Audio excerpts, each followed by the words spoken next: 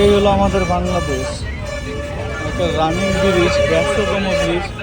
এই ব্রিজে সাইডে দেখা যায় সবজি, ফল, এগুলোর দোকান বসায় রেখে দিছে। একটা গাড়ি যে সুন্দরভাবে পাস হইব ওটা হওয়ার কোনো স্কোপ নাই। এখানে মনে হয় এখানে হাট নিয়ে বসছে, আবার রং সাইডে আবার গাড়ি ঢুকে, গাড়িটাও মানে পুলিশ আটকানোর মতো স্কোপ নাই।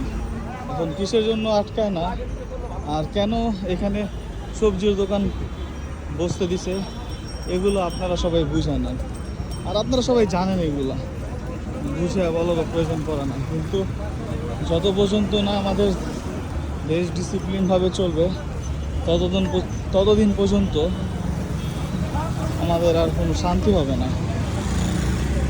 ডলারের রেট যদি আপনার 88 টাকাও নেমে যায় তাও শান্তি হবে না, কারণ আপনি পরিবেশগতভাবে যদি আপনি ভালো না থাকতে পারেন তাহলে আপনি আর্থিকগতভাবে যতই ভালো থাকবেন আপনার ওটা সুফল নিয়ে আসবে না।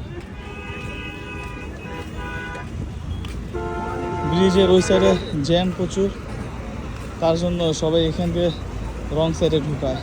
এই ভ্যান গাড়ি ঢুকছে আর বাসও আস্তে আস্তে ওইখান দিয়ে দেখেন, তারপরে রংভাবে কীভাবে ঢুকে যায়।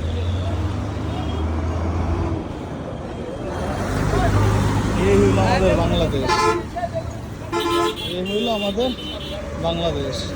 একটা দুর্ঘটনা ঘটতে পারে, এটার জন্য আমরাও সচেতন না, আর যারা আইন শৃঙ্খলার বাহিনী আছে তারাও সতর্ক না।